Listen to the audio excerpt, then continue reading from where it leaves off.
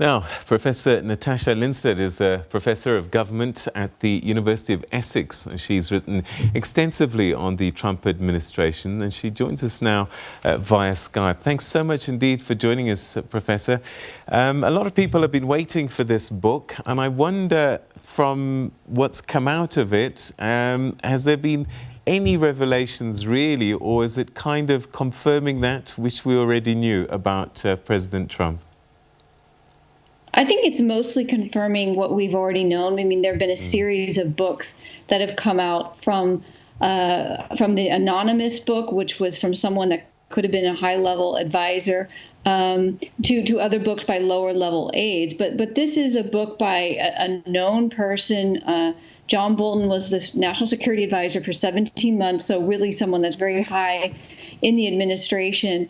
And he came forward with a lot of details, which confirm what previous accounts have said, that Trump has basically ruled in using a pattern of just abusing power and using the power of his office to try to further himself to be president for even longer, with some of the examples that Bolton detailed about trying to pressure China into offering some support by buying agricultural products from states that he was going to need to win the election in 2020. It also detailed the fact that Trump really wasn't very knowledgeable, that he didn't know that Finland was a separate country from Russia, that he didn't know that the UK was a nuclear power.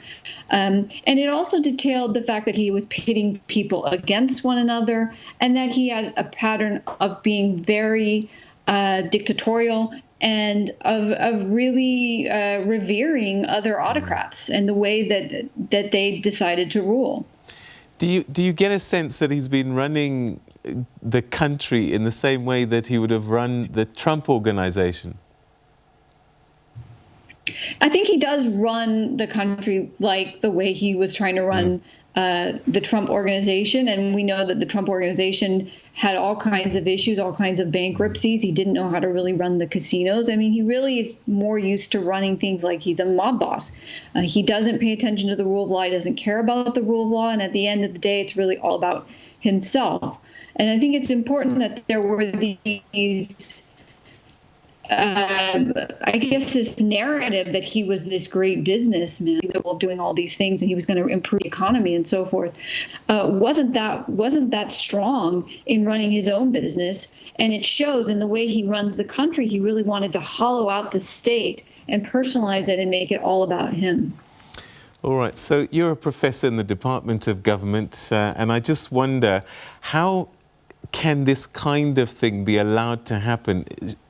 Aren't there layers of oversight that should be in place to make sure that government runs properly? There should be, and that's why initially many people weren't that worried when Trump came into power, even though he didn't have much experience, that there's all these administrative layers, there's all these pre-existing plans in place, and there's all these high-level advisors that would ensure that no decision was made that would really be cause for panic.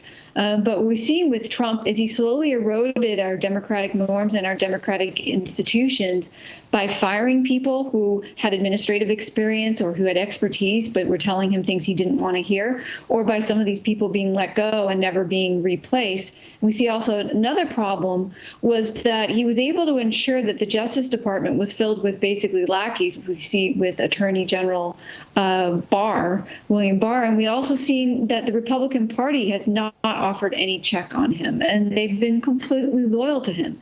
So we've seen that Democratic backsliding has been taking place in the U.S. at a very concerning rate, and a lot of it has taken place under the Trump administration by the way he's been able to really systematically go and attack these checks and balances that were important for keeping a democracy up. All right. So, I mean, he had this impeachment trial and the Senate acquitted him. You wrote on social media that the Senate acquittal marked the beginning of a fundamental transition, the end of the Trump administration. Do you believe that? Because, you know, somehow this man has survived way longer than previous presidents might have, given some of the things that he's been involved in. It's been amazing, his resilience. He's been able to survive literally anything. Any scandal hits and it's as if it just bounces off him because he just moves from one scandal to the next. But I think with the issue with the Senate in deciding to acquit him in the way that they did, where there was almost no dissent with the exception of one Republican senator, they're really showing that they have become the party of Trump, and they're not willing to stand up for the rule of law, even though it was very obvious there were so many instances of abuse of power. In some cases, there are questions about criminal offenses that had taken place. And so we've seen that the Republicans have just been unable to check his just unending thirst for power, and that's really concerning. But these same Republicans have to answer to their voters. Could it be that by sticking to Trump, they're ensuring their tenure? And if that's the case, then Trump is what America wants. Well, that's what I think Republicans felt, because his base was so passionate and so strongly in support of him. And they were unwavering. No matter what happened, the polls always remained the same. But we saw in the 2018 race, there were a lot of House races that went to Democrats that were flipped, that had been with the Republicans. And there is real concern that in the 2020 election, that the Senate is going to be in trouble for the Republicans. Now, they hold control over it right now by a slim majority. But there are more and more people who are dissatisfied with Trump and associate Trump and the Republican Party as basically the same thing. He has a 55% disapproval rating. And normally in these times, going up into a re-election, a president with that type of approval rating would not get reelected. And so they may be tying their future to them, but that could be a mistake. So many people say that everything that Donald Trump does is about being re-elected, even if it's not good for America. With this book coming out, is this a warning that there's still things that he might do that might damage America between now and November? Well, I think what the book is demonstrating is exactly what you said. He will do anything to get reelected. And by that, this means he will try to solicit the help of foreign countries. In both cases, countries that were either authoritarian or semi-authoritarian, to try to influence the electoral outcome. I mean, this is exactly what the founders of the U.S. Constitution were worried about, and why they put in an impeachment, so that this could be used in order to oust a president that engages in this type of behavior and in these high crimes and abuse of power. He's doing exactly what they were hoping would not happen. And I think these books and other books that will likely come out in the books of the past are trying to warn American voters that even if you're a Republican, even if you would prefer that, you have lower taxes or some of the other conservative policies that the Republicans advocate, that it's just not worth it, that this person is not a Democrat, is an autocrat in the making, and really wants to rule the country indefinitely. The key to, I suppose, the White House this time around could be young voters who historically, they will march, they will protest, but on voting day often will probably stay home, watch TV.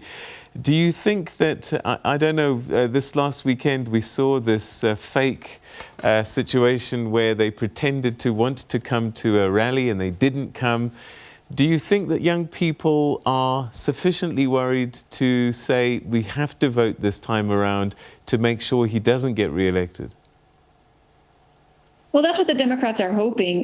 They are hoping that all the activism that has happened with the Black Lives movement, and it seems like that it's a multi-ethnic coalition of people from all different backgrounds that have come to take to the streets and are protesting to ensure that there is more racial equality. But it also is indicative of the way they feel that Trump himself has managed race relations and has only really fanned the flames and tried to divide people.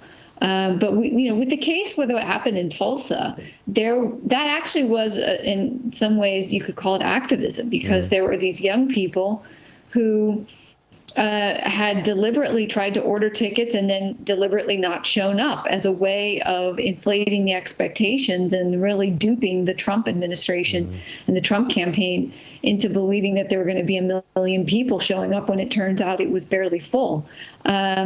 and there were all kinds of empty seats. And so we're seeing that if Democrats can motivate and get young people to the polls, then they'll have a much better chance of winning. All right, so how powerful is Bolton's voice? I mean, he was close to the president, but, you know, we've seen books and we hear voices, and usually Trump can just say, you know, he's not serious, that's whatever. How serious is his voice, and might it break through to some of the Trump hardliners? So I think it's possible it could break through to some hardliners. I don't think it's going to make a huge difference. I think those that are really, really supportive of Trump have made up their mind. I think they're a shrinking minority. But there's a handful, I would say, of conservatives that have decided to vote for Trump and then are really trying to, question whether or not this is a good idea, and maybe they can trust Bolton better than they could some other sources that have tried to derail Trump.